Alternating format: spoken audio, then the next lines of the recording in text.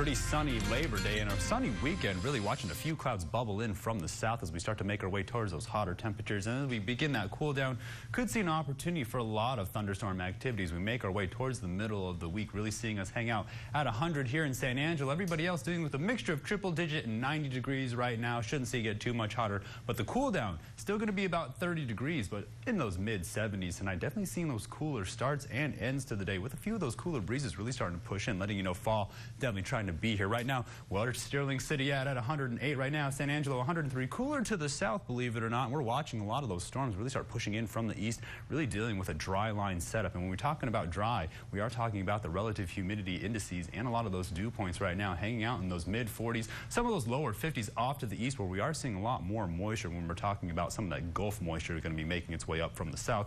But those relative humidity indices really hang out in the teens to the north, and then more of the mixture of 20s down to the southeast, letting us still know there are the probability of seeing some thunderstorm activity.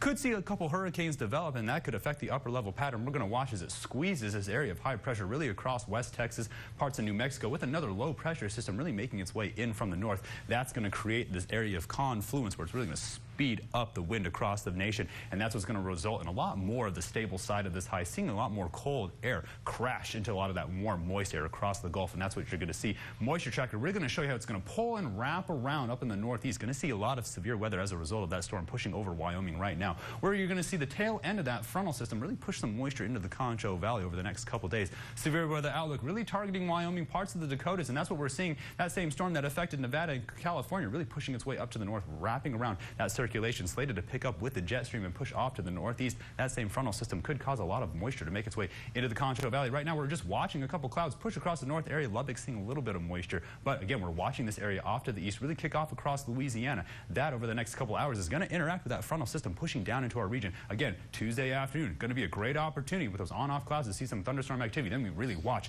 a lot of that cold air fly down through here. So by Wednesday, again, another opportunity for those rain showers. But a lot of this information coming in very strong as a result of some of these very deep, severe hurricanes and the frequency of them, letting the model kind of go back and forth as far as rain. We were slated to see it even this weekend, but it pushed it off to the east for a couple more days. So those days could be ahead of us by Tuesday, Wednesday. So tonight, again, dropping down into the mid 70s. Could see some of that heat trap in from the day over into tonight with those winds really picking up from the south. And then tomorrow, going to make another run at those triple digits. So remember, even though we're seeing those cooler temperatures, don't take this hot weather very lightly. Still stay hydrated with an opportunity to see some of those early evening thunderstorms push into the area. And that's going to be the case throughout the rest of the week, where we're going to start seeing a lot more thunderstorm activity making its way into the afternoon with those highs really settling in those triple digits. See 106 by the end of the week. By game day, going to be seeing some beautiful weather. And then by that time we get to that second weekend in September, we could continue to see those lows really stay down into those mid 70s. Stay tuned. We'll have more after the break. You're watching KSAN News at 5.